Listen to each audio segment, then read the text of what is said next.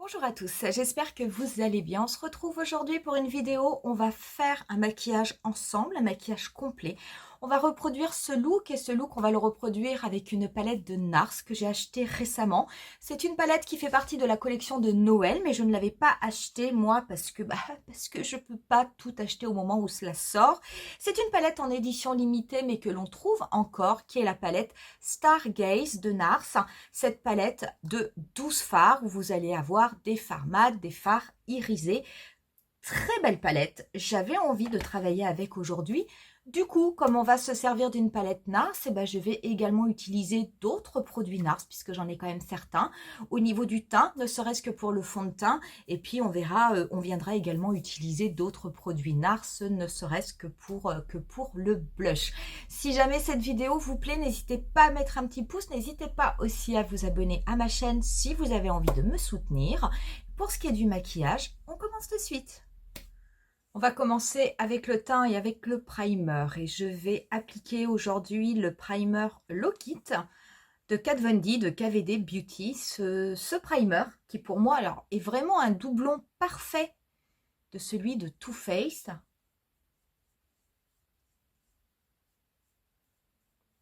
On passe ensuite au fond de teint. Le fond de teint, je vais utiliser celui de NARS qui est le fond de teint réfléchissant la lumière. Le mien est en teinte Light 5 qui est la teinte Fiji.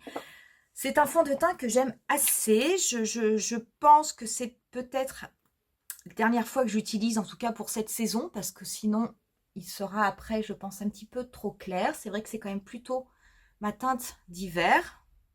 Et je vais le travailler au pinceau, avec un pinceau assez dense.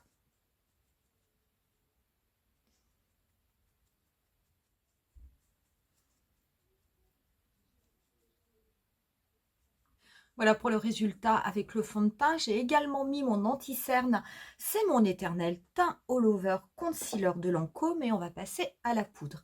Je vais commencer par appliquer une poudre très très fine qui est la poudre lumineuse secrète dessous des yeux de Laura Mercier. C'est une poudre qui est vraiment qui est très volatile, mais c'est une poudre très fine qui a un petit peu un effet soie. Donc je vais l'appliquer avec un pinceau extrêmement fluffy.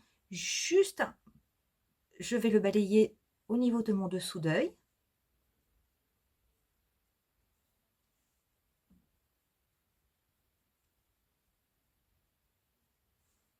Et pour ce qui est de la poudre visage, je vais appliquer la poudre translucide Laura Mercier. Celle-là, on ne la présente plus. Et je vais l'appliquer essentiellement en fait sur ma zone T. Un petit peu au niveau de mes paupières. Je ne vais pas en appliquer sur la totalité de mon visage. Je vais vraiment me concentrer au niveau de la zone T. C'est une poudre qui est quand même assez matifiante.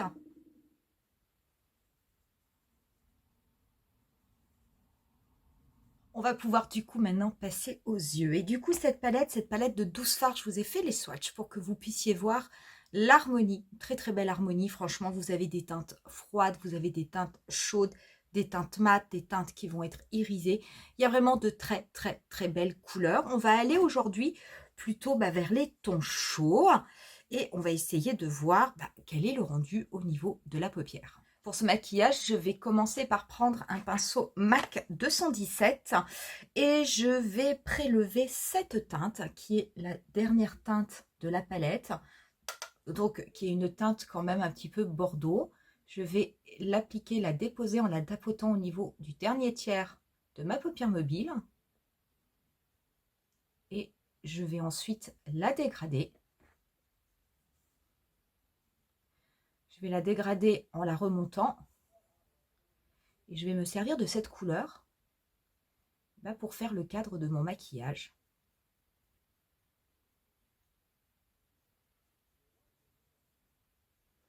Je n'hésite pas à bien estomper. C'est une couleur c'est une couleur bordeaux, mais néanmoins c'est une couleur qui se travaille assez bien, qui s'estompe assez bien. Le tout est simplement de bien la dégrader, de façon à ne pas avoir de taches au niveau de la paupière.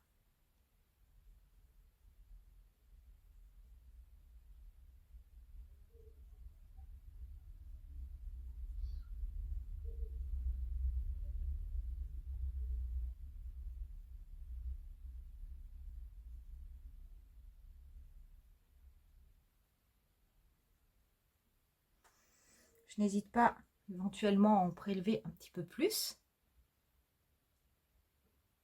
Pareil, quand j'en reprélève, je recommence l'opération dans le même sens. Donc je dépose tout d'abord la couleur au niveau du dernier tiers de ma paupière mobile et ensuite je la dégrade.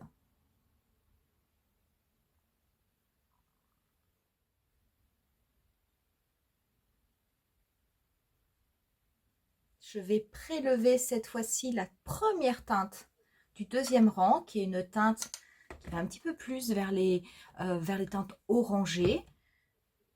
Je tapote également cette couleur au niveau du dernier tiers de ma paupière mobile.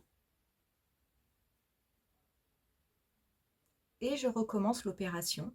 Par contre, lorsque je vais estomper cette couleur, je ne vais pas la remonter aussi haut que l'autre. Je vais m'arrêter plutôt au niveau de mon pli paupière naturel.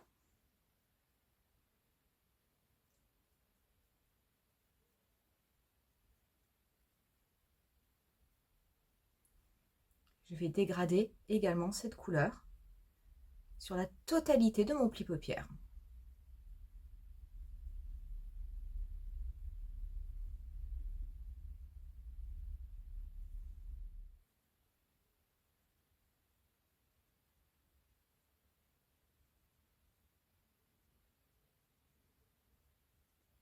Je prends ensuite un pinceau ombreur. Celui-ci est un 242 de MAC. Je vais prélever cette teinte irisée qui est la troisième du premier rang. Je vais la travailler sec. On va voir ce que cela donne.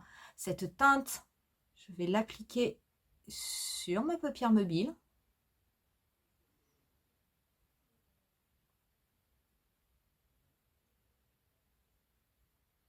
Je la dégrade bien au niveau de mon pli paupière. Je me sers bien de la tranche de mon pinceau pour faire ça d'ailleurs.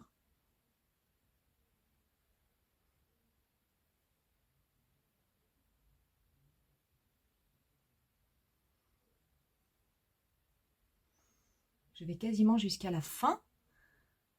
Je viendrai mettre une autre couleur après.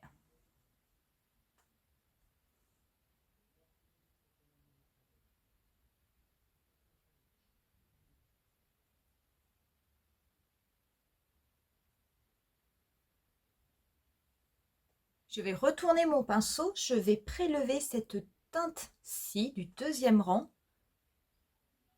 Je vais légèrement la tapoter.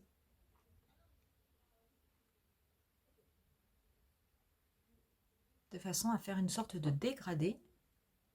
Je prends ensuite un pinceau un petit peu plus fin. Celui-ci, c'est un 221 de MAC. Je vais prélever cette teinte qui est la plus foncée de la palette. Je vais me servir de cette teinte uniquement pour intensifier mon coin externe. Donc, je prends peu de produit et je dégrade cette teinte en faisant bien attention à bien rester au niveau du coin externe. Je vais repréciser ma forme en V. Je ne vais pas du tout dégrader cette couleur sur la totalité de mon pli paupière. Je veux vraiment que ce soit uniquement sur la fin de mon maquillage. Cette couleur est très intense, très très intense. Donc je vous conseille vraiment d'en prendre très très peu. J'en ai presque trop pris, j'en ai trop pris.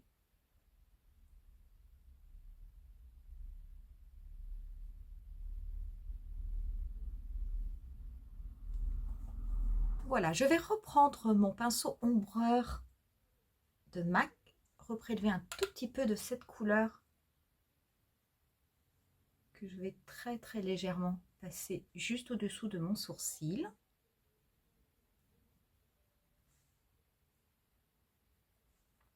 Et on va pouvoir s'occuper du ras de cils. Donc le ras de cils, je vais essentiellement me servir de cette couleur-ci qui avait plutôt une teinte orangée. Je vais prendre un pinceau plus fin. Là, je vais prendre un pinceau Zoeva, c'est le 230.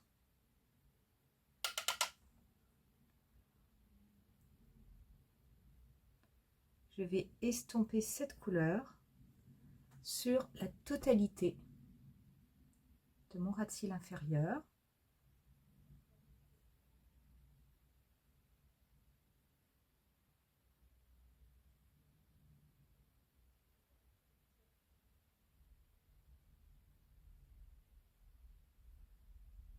Je n'hésite pas à bien faire connecter au niveau du coin externe.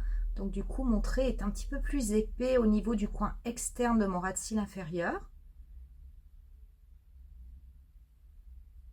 Je prends ensuite un tout petit pinceau et je vais prélever la première teinte qui est une teinte dorée. Cette teinte, je vais l'appliquer au niveau du coin interne de mon œil.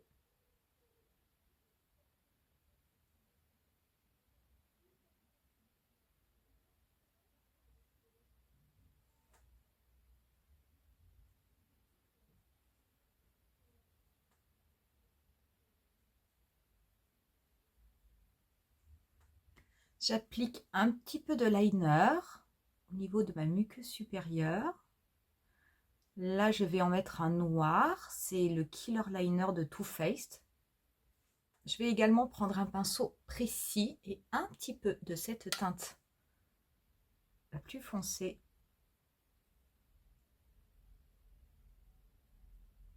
Juste pour ombrer légèrement mon ras de cils supérieur.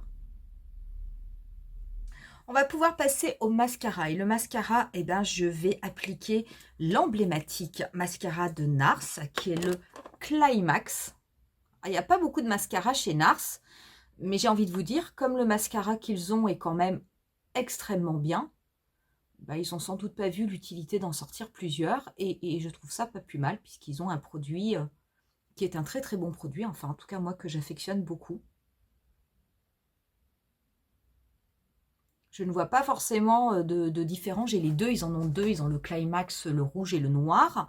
Il y en a un, c'est le Extrême Climax. Je vous dirais qu'à titre personnel, je ne vois pas trop la différence. Les deux sont extrêmement bien. Voilà le résultat une fois qu'on a mis le mascara. Moi, c'est vraiment un mascara que j'aime beaucoup. Il apporte de la densité au niveau des cils, de la longueur. Les cils sont très bien peignés. C'est une brosse en fibre. Ça n'est pas une brosse en silicone. Et pourtant, il n'y a absolument pas de paquet. Moi, je trouve vraiment qu'il est superbe. On va passer au blush. Je vais essayer d'utiliser autre chose que le blush Orgasme, qui est un classique de NARS. Je vais réutiliser du coup des blushs de la palette Claudette que j'avais acheté, si je ne me trompe pas, l'été dernier, quelque chose comme ça, ou il y a 2 ans. Et du coup, on va mixer les deux blushs. Je vais commencer par celui-ci, et puis je vais par-dessus mettre un petit peu de celui-là. Donc, je vais prendre un pinceau blush. Je n'en prends pas beaucoup parce que ce sont des blushs qui marquent quand même assez. Et comme le maquillage des yeux est un peu intense, je vais faire quelque chose d'un petit peu plus léger, de coloré qui va illuminer tout le visage, mais pas non plus de trop intense. C'est une très très belle couleur. Par-dessus, je vais mettre un petit peu de l'autre couleur, un peu plus toastée. Ça va du coup, le mélange des deux, ça va vraiment aller vers un blush qui va être un petit peu corail, qui ira très très bien. Pour l'highlighter, je vais me servir de ma palette NARS Orgasme. Je vais prélever cette couleur. Je vais juste en mettre un petit peu au niveau du bout du nez, mais je ne vais pas en mettre sur l'arête de mon nez. Très très légèrement au niveau du coin interne de mon œil.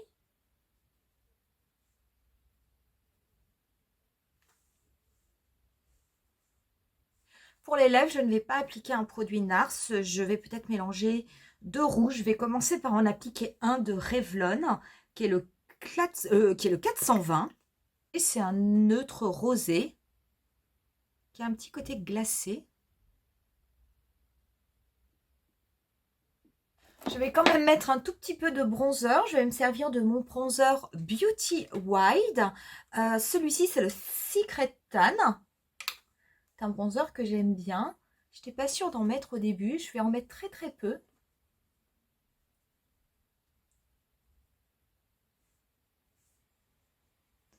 Peu au niveau de la structure de mon visage.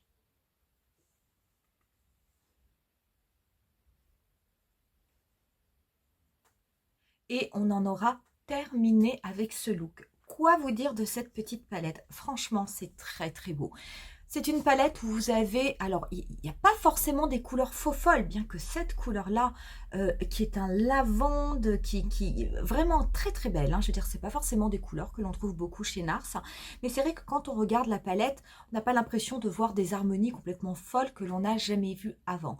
Par contre, qu'est-ce que l'on peut dire? Ce sont des fards, ce sont des couleurs qui sont classe, qui font classe sur les yeux, qui sont de très bonne qualité. Je n'ai eu absolument aucune chute, que ce soit pour les fards mat ou pour les fards irisés, pailletés, ça dépend un petit peu parce qu'ils n'ont pas tous forcément la même structure quand on les travaille.